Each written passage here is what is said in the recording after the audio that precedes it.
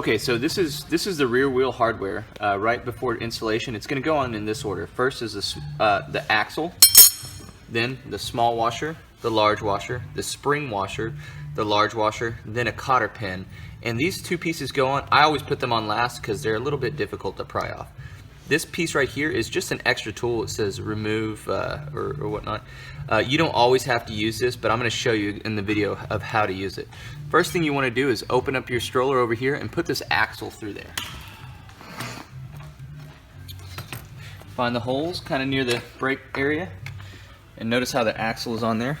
Then, just like I said earlier, take the small washer, put it on there first, and then take one of the wheels and put it where the gear side is facing down. This is the gear that the brakes actually touch. So make sure that the brakes are disengaged completely.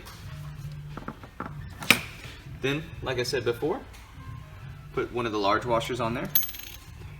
Put a spring washer. Then put a large washer. Then put a cotter pin. This is important for you to know. The cotter pin has to go in a certain way. Don't put it in that way. You want the curved side right there. You want that on the upside. Go ahead and put that there. Okay, so now your hardware is on there correctly, but you haven't put the other side in, so it's a little bit loose. So kind of flip your stroller over.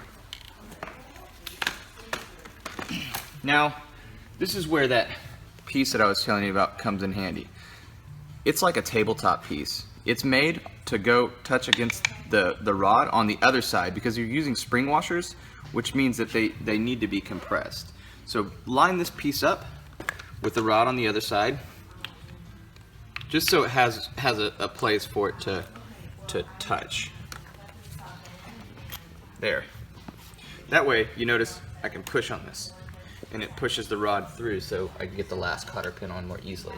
Now, once again, put on the small washer, then put on the wheel, then put on the large washer, then put on the spring washer, then put on the large washer, then put on the cotter pin, making sure that the hooked side is facing upward. And because you're pressing down on this, it's got more room. It's got extra room on it. The last thing that you do is put the hubcaps on.